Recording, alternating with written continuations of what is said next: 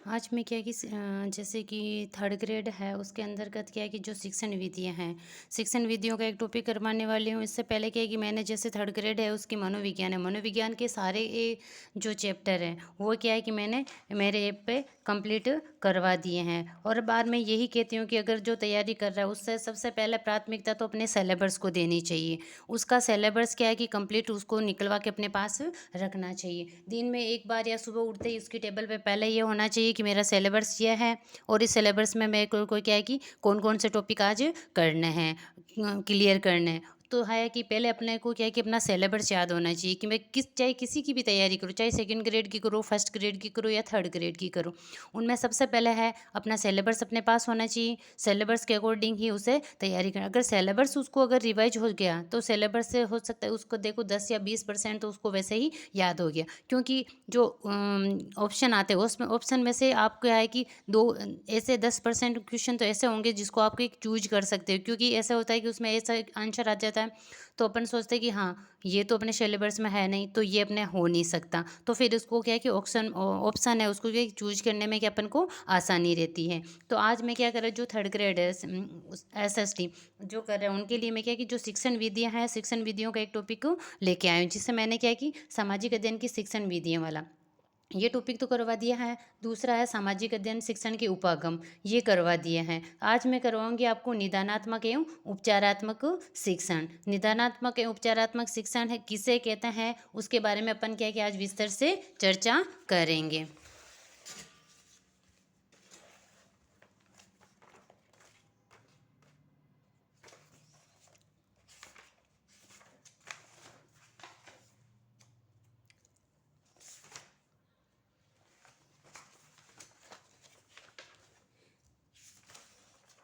जैसे अपना टॉपिक क्या है, आज अपन टॉपिक ले रहे हैं आज क्या है कि निदानात्मक एवं उपचारात्मक शिक्षण। तो इसमें क्या है कि निदानात्मक शिक्षण किसे कहते हैं, उपचारात्मक शिक्षण किसे कहते हैं। अगर आपको इसकी डेफिनेशन याद है तो इसको अकॉर्डिंग आप कोई भी इसके से मिलता जुलता क्वेश्चन आता है उसको क्या है कि आप सोल्व कर सकते हो। जैसे कि निदानात्मक परीक्षण है, निदानात्मक परीक्षण किसे कहते हैं कि मतलब उपलब्धि परीक्षण है ना के माध्यम से बालकों को बौद्धिक आधार पर अलग अलग किया जाता है। प्रत्येक कक्षा में क्या है कि प्रतिभाशाली, औसत और निम्न श्रेणी के अनेक तरह के बालक, उन बालकों की पहचान क्या है कि अपन निदानात्मक परीक्षण है उनके पिछड़ेपन का कारणों का पता लगाकर कर सकते हैं। तो इस प्रकार है कि निदानात्मक परीक्षण उसे कहते हैं जिसके माध्यम से क्या है कि बच्चों की कमजोरियों का क्या है कि पता लगाया जाता है, क्योंकि उसको दूर नहीं किया जाता है। उसे ऐसी शिक्षण अध्यापक क्या करता है कि ऐसी शिक्षण विधियों का प्रयोग करता है जिसमें कि कक्षा में निम्न स्तर के बालक है, उच्च स्तर के बालक है, पिछड़े बालक है, प्रतिभाशाली बालक है, उनका क्या है कि वो अलग से पता लगा सकता है। और उनकी क्या कि जो है कमजोर व्यक्ति है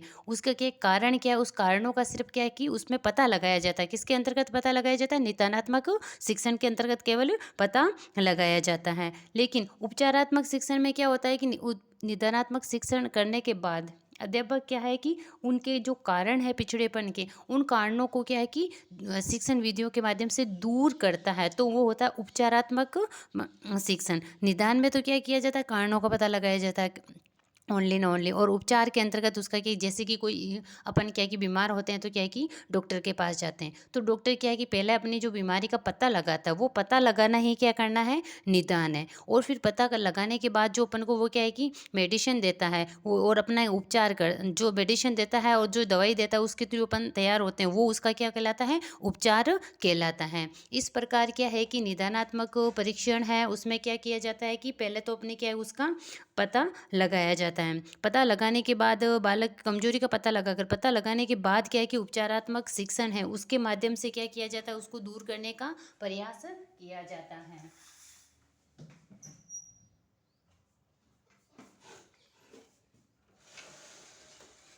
तो उसको अपन क्या कहते हैं, निदानात्मक परीक्षण। निदानात्मक परीक्षण में सिर्फ ओनली ओनली क्या लगाया जाता है, बीमारी का या मतलब बालक के पिछड़ेपन का पता लगाया जाता है। और उपचारात्मक में उसका क्या है कि उपचार यानी इलाज किया जाता है। तो उसको अपन क्या कहते हैं, उपचारात्मक शिक्षण कहते हैं। तो आज अपन क्या है कि उपचारात्मक, निदानात्मक एवं उपचारात्मक परीक्षण के बारे में क्या है कि विस्तार से चर्चा करेंगे। जैसे निदानात्मक परीक्षण उपलब्धि परीक्षण है उसके माध्यम से क्या है कि बालकों को बौद्धिक आधार पर क्या है कि अलग अलग किया जाता है। प्रत्येक कक्षा में क्या है कि प्रतिभाशाली, औसत, निम्न श्रेणी के बालकों की पहचान करके निम्न श्रेणी बालकों के पिछड़ेपन के कारणों का पता लगाया जाता है। जब अध्यापक द्वारा ये ज्ञात कर लिया जाता है बालकों को अधिगम करते समय परेशानी आ रही है, तो उस परेशानी के कारणों को खोजना क्या कहलाता है? निदानात्मक परीक्षण कहलाता है। देखो, पहले है उपलब्धि परीक्षण, फिर निदानात्मक परीक्षण और उपचारात्मक परीक्षण। जो है उपलब्धि परीक्षण है वो निदानात्मक परीक्षण का आधार होता है, और उपचारात्मक परीक्षण है उसका क्या है कि निदानात्मक शिक्षण उसका आधार होता है। निदानात्मक परीक्षण के लिए क्या है कि उपलब्धि परीक्षण आधार का कार्य करता है, और उपचारात्मक शिक्षण के लिए निदानात्मक परीक्षण इसका आधार का कार्य करता है, जिसके माध्यम से क्या है कि इसको आगे बढ़ाया जा सकता है। इसमें है जैसे निदानात्मक परीक्षण है ना, निदानात्मक परीक्षण का महत्व क्या है? जैसे निर्देशन, मार्गदर्शन व शिक्षण के लिए विशेष उपयोगी है। शिक्षण अधिगम प्रक्रिया को क्या है कि प्रभावी बनाना है, उसमें क्या है कि निदानात्मक परीक्षण आवश्यक होता है। बालकों की जो त्रुटियां हैं कि वास्तविक कारणों को खोजने में सहायक है। मतलब ये है कि निदानात्मक परीक्षण है तो वो क्या है कि केवल खोज कर सकता है, उसका पता लगाता है, उसका क्या है कि समाधान करना नहीं है। निदानात्मक परीक्षण का सिर्फ यही है कि उसको पता लगा सकता है कि अमुक बालक की समस्या क्या है, अमुक बालक की समस्या क्या है। फिर है कि उपचारात्मक शिक्षण को आधार प्रदान करने में सहायता प्रदान करता है। कौन? जो निदानात्मक परीक्षण है ना, वो उपचारात्मक शिक्षण है उसके लिए क्या है कि आधार प्रदान करता है। आगे है जैसे कि शिक्षण, यह विशेष प्रकार के बालकों की कमजोरियों का क्या है कि पता लगाने में सहायता करता है। कौन? उपचार निदानात्मक शिक्षण बालकों की रुचियों, क्षमताओं व योग्यताओं के आधार पर विषय वस्तु का के चयन करने में सहायता करता है। तो इस प्रकार है जो निदानात्मक परीक्षण है। निदानात्मक परीक्षण क्या होता है? एक तो बालकों की जो कमजोरियां होती है उस कमजोरियों का पता लगाने में सहायता करता है। दूसरी है क्या है कि जो बालक हैं उनको क्या है कि अलग अलग श्रेणियों में और उनकी कौन कौन सी कमजोरी, उन कमजोरियों का कि विस्तार से पता अपन किसके माध्यम से लगा सकते हैं? निदानात्मक परीक्षण के माध्यम से लगा सकते हैं। और ये निदानात्मक परीक्षण है जो उपचारात्मक शिक्षण है उसके लिए आधार का कार्य करता है। जैसे एक मकान है, मकान को बनाने के लिए जिस प्रकार नींव मजबूत होती है ना, तो नींव मजबूत होगी तो वो मकान भी क्या है कि सही मजबूत बनेगा। उसी प्रकार अगर व्यक्ति है उसकी क्या है कि कमजोरी का, उस कमजोरी का अगर क्या है कि पता लगा लिया जाए अच्छे से, तो क्या है कि उसकी जो आगे की जो है, जो उसके ऊपर आधारशिला खड़ी करनी है, वो आधारशिला क्या है कि मजबूत होगी। मजबूत कब होगी? जब उसकी क्या है कि नींव मजबूत होनी चाहिए। तो नींव को मजबूत करने के लिए निदानात्मक परीक्षण है उसके माध्यम से क्या है कि उसकी कमजोरियों का पता लगाया जाता है, और उन कमजोरियों के माध्यम से पता लगा के फिर उपचारात्मक शिक्षण होता है ना, उसके माध्यम से उसको क्या है कि दूर किया जाता है। फिर है उपचारात्मक शिक्षण। जब निदानात्मक परीक्षण के बाद उपचारात्मक शिक्षण किया जाता है तो बालक की क्या है कि कमजोरियों का समाधान होता है। जब निदानात्मक परीक्षण के माध्यम से बालकों की कमजोरियों को पता लगा लिया जाता है तो कमजोरियों को दूर करने के लिए क्या है कि शिक्षक के द्वारा विशेष प्रकार का शिक्षण करवाया जाता है जो सामान्य शिक्षण से भिन्न होता है। मतलब उपचारात्मक शिक्षण है उसके अंतर्गत क्या होता है कि निदानात्मक परीक्षण के माध्यम से शिक्षक क्या है कि व्यक्ति की जो कमजोरियां होती हैं उन कमजोरियों को पता लगा लिया जाता है, और पता लगाने के बाद में क्या है कि उचित शिक्षण विधियों का प्रयोग करके उसकी उस कमजोरियों को दूर करने का जो प्रयास दूर किया जाता है, प्रयास नहीं जो दूर किया जाता है कमजोरियों को, तो वो होता है उपचारात्मक शिक्षण। उपचारात्मक शिक्षण का आधार कौन होता है? निदानात्मक परीक्षण। और निदानात्मक परीक्षण है उसका आधार किसको बताया गया था? उपलब्धि परीक्षण को बताया गया था। फिर है उपचारात्मक शिक्षण के क्षेत्र, मतलब किस किस क्षेत्र के अंतर्गत क्या है कि उपचारात्मक शिक्षण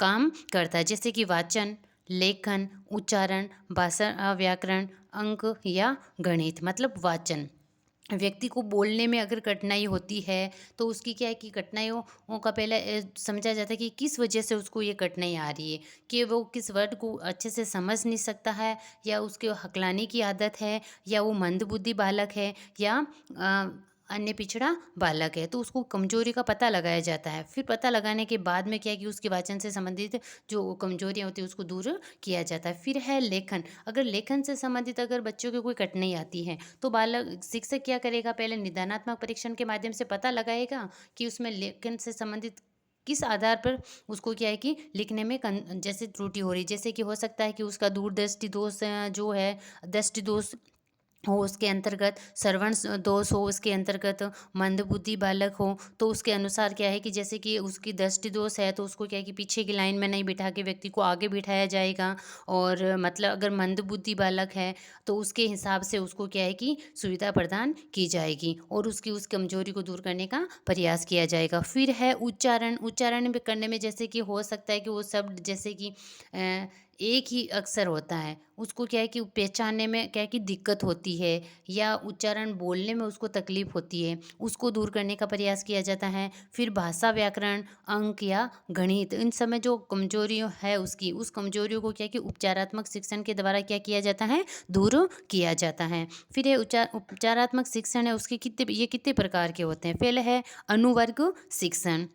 इसके अंतर्गत क्या होता है कि शिक्षण के इस तरीके में बालकों के क्या है कि छोटे छोटे समूह बनाए जाते हैं और प्रत्येक समूह में बालकों के सामने क्या है कि समस्या दी जाती है तथा बालकों से उस समस्या का समाधान करवाया जाता है। अनुवर्ग शिक्षण। अनुवर्ग शिक्षण के अंतर्गत क्या होता है कि बच्चे हैं तो उनको क्या है कि छोटे छोटे उनके ग्रुप बना दिए जाते हैं।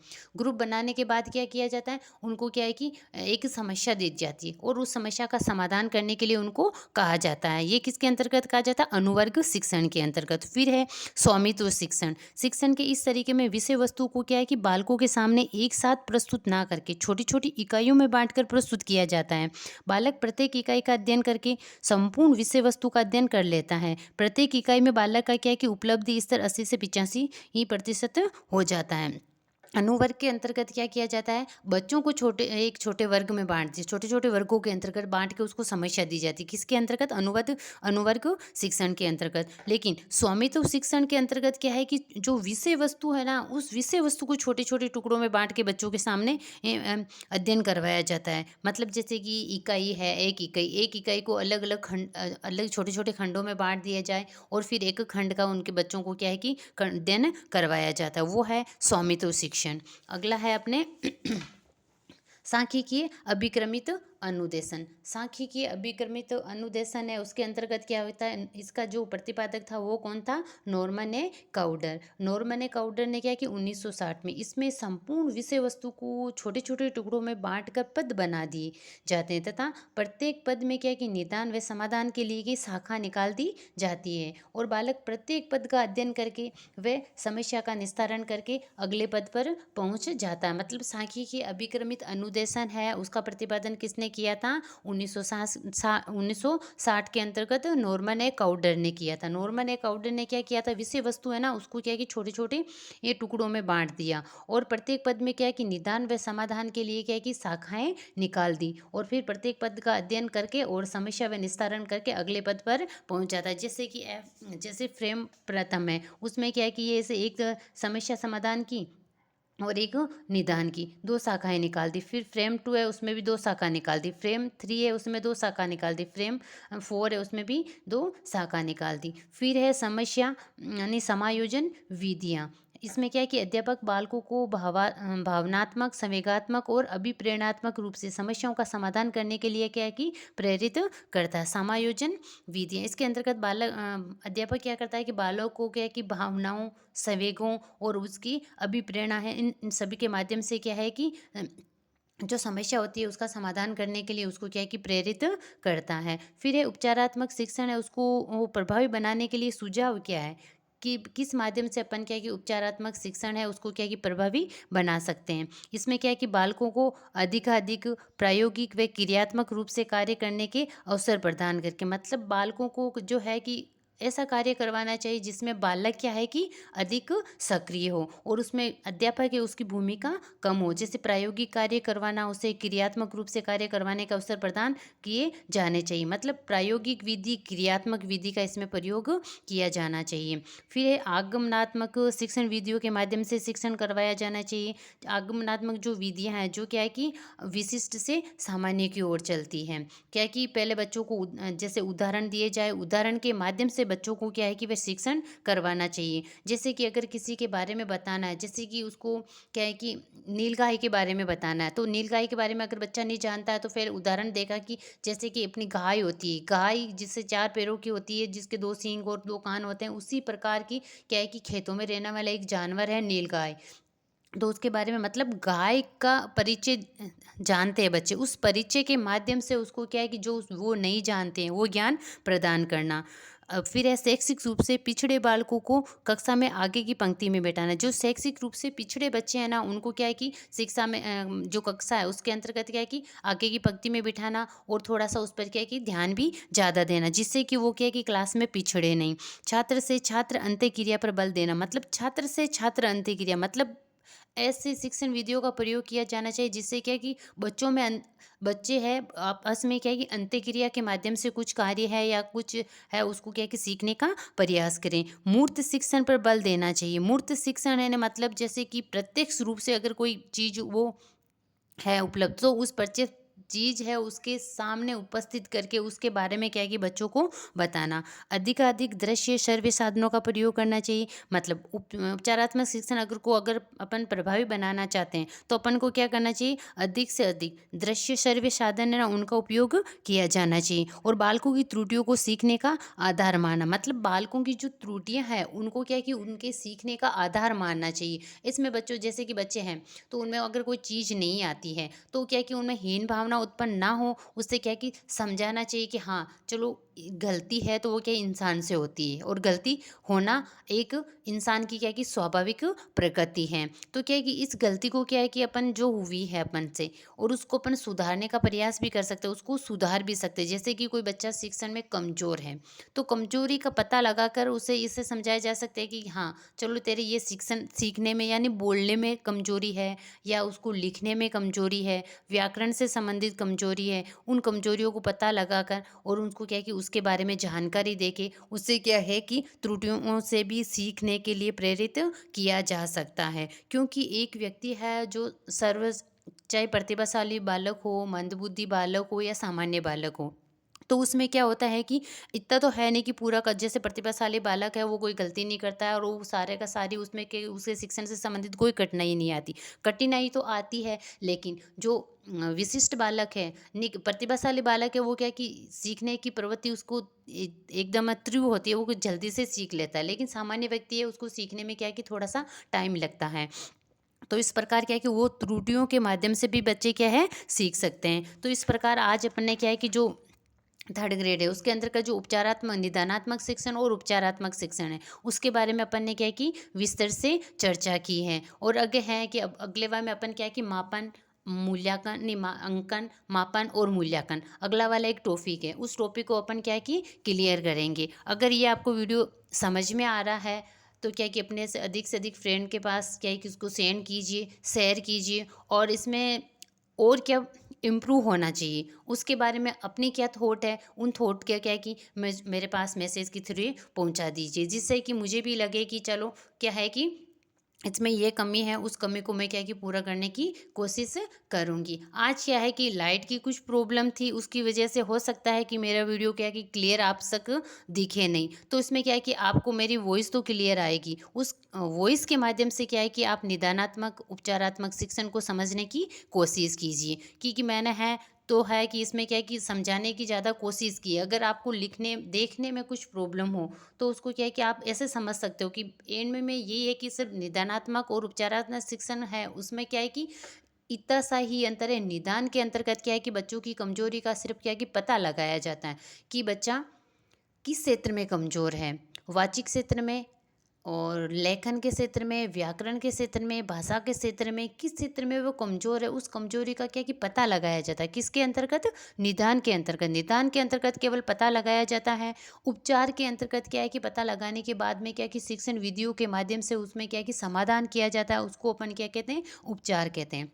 इसको क्या है कि एक डॉक्टर और एक मरीज के माध्यम से अपन अच्छे से समझ सकते हैं। जैसे कि एक मरीज है, मरीज डॉक्टर के पास जाता है तो उसमें क्या है कि डॉक्टर पहले क्या करता है कि उसका पता लगाता है कि उसकी बीमारी का कारण क्या है। अगर उसको बीमारी का कारण पता चलता है, कारण पता चलने के बाद में ही वो क्या है कि मेडिसिन देता है जिसके माध्यम से मरीज तैयार होता है। जो पहले उसका पता लगाता है वो तो है अपने निदानात्मक शिक्षण। और निदानात्मक शिक्षण उसे पता लगाने के बाद उसको दूर करने के लिए अध्यापक है जो जिस शिक्षण विधियों का प्रयोग करेगा, जिसके माध्यम से उसकी कठिनाइयों को दूर करेगा, तो वो है उसका उपचारात्मक शिक्षण। तो कुल मिला के यही है कि ये ज़्यादा बड़ा टॉपिक नहीं है, और इसमें क्या है कि इतना भी ये कठिन नहीं, सिर्फ निदान और उपचार को आपको ध्यान में रखना। निदान है उस कठिनाइयों को पता लगाना है, उपचार है उसका क्या है कि कठिनाइयों को दूर करना है। बस यही है इसके अंदर का। तो ये है कि उपचारात्मक शिक्षण किसे कहते हैं, तो उसमें क्या है कि वो 4 ऑप्शन दे देगा, तो आपको ये पता लगाना है कि इसमें निदानात्मक शिक्षण की बात है या उपचारात्मक शिक्षण की बात है। तो ठीक है, आज की वीडियो में बस इतना ही। अब मिलते हैं अपन अगले वीडियो के अंतर्गत।